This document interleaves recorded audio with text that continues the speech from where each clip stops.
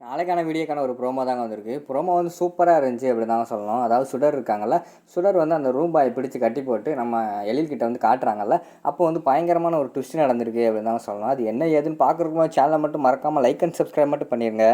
First எடுத்தோடனே நம்ம எழில் வந்து அந்த இடத்த ரீச் ஆகுறாங்கல்ல, அந்த அதுலேருந்து தான் காட்டிகிட்டு இருக்காங்க. ரீச் ஆனவுடனே என்னாச்சு ஏதாச்சு அப்படின்னு சொல்லிட்டு நம்ம எழில் வந்து சுடர்கிட்ட விசாரிச்சுக்கிட்டு இருக்காங்க. அந்த கேப்பில் வந்து நம்ம மனம் இருக்காங்கல்ல, மனம் வந்து டக்குன்னு அந்த லொக்கேஷனை வந்து அவங்க அப்பாவுக்கு வந்து கரெக்டாக ஷேர் பண்ணி விட்டுறாங்க. இந்த ஒரு செட்டு மாதிரி இருக்குது, இதுக்குள்ளே தான் இருக்காங்க அப்படிங்கிற மாதிரி வந்து ஷேர் பண்ணிடுறாங்க. சரின்னு சொல்லிட்டு பார்த்தா அவங்க அப்பாவும் அந்த இடத்துக்கு பக்கத்தில் இருந்திருக்காரு. டக்குன்னு அவரும் சரி நம்ம பார்த்துக்குறோம் வண்டிடுறா அப்படின்னு சொல்லிட்டு அந்த ரவுடிங்க கூட வந்து நம்ம மனவோட அப்பா வந்து கிளம்பி வர்ற மாதிரி காட்டுறாங்க.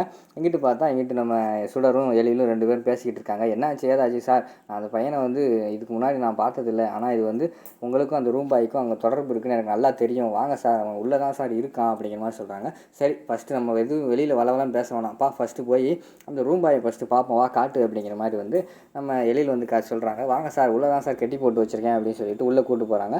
உள்ளே கூட்டு போய் ஒரு அந்த செட்டு மாதிரி இருந்துச்சு, அந்த கெட்டி போட்டுக்கிட்டு இருந்தாங்கல்ல, அது சும்மா ஒரு தகரத்தை மட்டும் வச்சு ஒரு சாத்தி வச்சுருக்காங்க. அதாவது டோர் மாதிரி அதை சும்மா வச்சு சாத்தி வச்சுருக்கிற மாதிரி காட்டுறாங்க. சார் வாங்க சார் அப்படின்னு சொல்லிட்டு அந்த தகரத்தை அங்கிட்டு விளக்கிட்டு உள்ளே காட்டுறாங்க. உள்ளே பார்த்தா எம்டியாக இருக்குது. அதாவது வடிவேலு கதவை திறந்தா என்னடா ஒன்றுமே இல்லை அப்படின்னு சொல்லுவாங்கல்ல, அது மாதிரி எம்டியாக இருக்குது. என்ன உள்ளே யாருமே இல்லை அப்படிங்கிற மாதிரி வந்து எழில் கேட்காரு. யாருமே இல்லையா அப்படின்னு சொல்லிட்டு திரும்பி பார்க்காங்க. உள்ளே பார்த்தா அவங்க கெட்டி போட்ட அந்த சேர் கூட இல்லை, சேரு கயிறு ஆள் எதுவுமே இல்லை. உடனே மனோவுக்கு வந்து பயங்கரமான சந்தோஷம். ஐயா சூப்பர், அப்பா வந்து கரெக்டாக வேலையை பார்த்துட்டாரு, சொன்ன லொக்கேஷனுக்கு உடனே வந்துட்டு ஆளை தூக்கிட்டாரே அப்படிங்கிற மாதிரி சொல்லிவிட்டு அவங்க ஒரு பக்கம் சந்தோஷமாக இருக்கிற மாதிரி காட்டிக்கிட்டு இருக்காங்க. இங்கிட்டு பார்த்தா எழிலுக்கு பயங்கரமான கோவம் வந்துருச்சு. இவளை நம்பி நான் அன்றைக்கி வேலைக்கு கூட போகாமல் இங்கே வந்தால் இவனடா நம்ம கூட விளாண்டுக்கிட்டு இருக்காளே அப்படிங்கிற மாதிரி சொல்லிக்கிட்டு இருக்காங்க. என்ன சொல்லுறது இப்படி பண்ணியிருக்க அப்படிங்கிற மாதிரி கேட்காங்க. சார் உண்மையாகவே வந்து நான் அவனை பிடிச்சி இங்கே தான் கட்டி போட்டிருந்தேன், அவன் எங்கே போனால் எப்படி போனால் எனக்கு தெரியலையே சார் அப்படிங்கிற மாதிரி சொல்லிகிட்டு இருக்காங்க.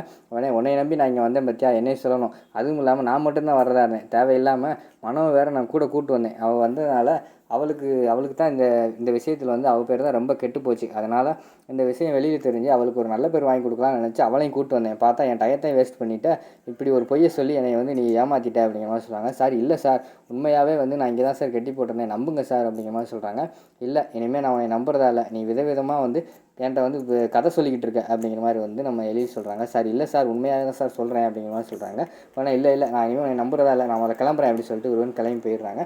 அடுத்து வந்து நம்ம மனம் வந்து சொல்கிறாங்க, எலி வந்து சும்மா சொல்லிக்கிட்டு இருக்கா, அவள் ஏதோ ஷார்ட் ஃபிலிம் எடுக்க போகிறான்னு நினைக்கிறேன், அதுக்கு நம்மளை வச்சு ஒத்திக்க பார்த்துக்கிட்டு இருக்கா போல அப்படிங்கிற மாதிரி சொல்லிட்டு கிண்டல் பண்ணுற மாதிரி காட்டுறாங்க.